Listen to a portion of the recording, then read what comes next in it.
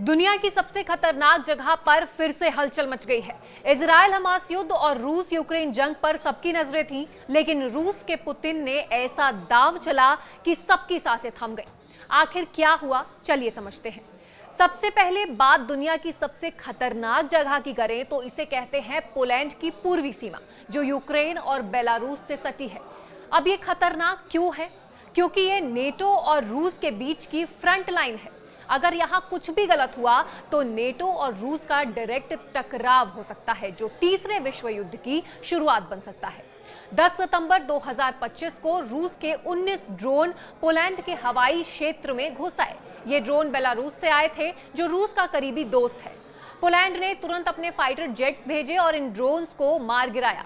Poland के PM Donald tusk ने इसे लार्ज स्केल प्रोवोकेशन कहा और चेतावनी दी कि ये द्वितीय विश्व युद्ध के बाद का सबसे खतरनाक समय है। नेटो ने आर्टिकल 4 शुरू किया, यानी सदस्य देश अब सिक्योरिटी पर बात करेंगे। संयुक्त राष्ट्र ने भी इमरजेंसी मीटिंग बुलाई। रूस का कहना है कि ये ड्रोन उनका नहीं था और इनका रेंज सिर्फ 700 किलोमीटर है, जो पोलैंड तक नहीं पहुंच सकता। रूस के विदेश मंत्रालय ने इसे पश्चिमी देशों की साजिश बताई ताकि यूक्रेन को और हथियार मिले, लेकिन पोलैंड और नेटो इसे रूस की जानबूझकर की गई हरकत मानते हैं। इस बीच डोनाल्ड ट्रंप ने कहा कि यह शायद एक मिस्टेक हो सकती है, लेकिन यूरोप के नेता इसे जानबूझकर की गई साजिश मान रहे हैं। ट्रंप की कोशिश थी कि रूस यूक्रेन युद्ध खत्म हो, लेकिन पुतिन ने पीस टॉक्स पर पॉज लगा दिया है। ट्रंप ने चेतावनी दी कि अगर रूस ने बात नहीं मानी तो सैंक्शंस और टैरिफ्स लगेंगे। दूसरी तरफ इजराइल हमास युद्ध भी गर्म है।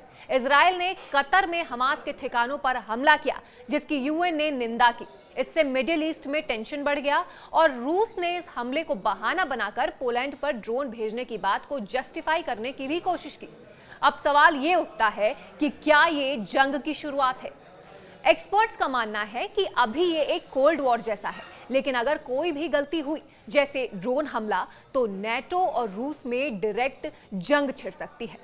पोलैंड में नेटो के जेट्स और रूस की मिलिट्री एक्सरसाइज ज़पट 2025 ने माहौल को और गर्म कर दिया है।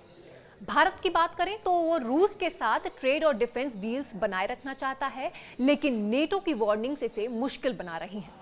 तो अब आगे क्या होगा?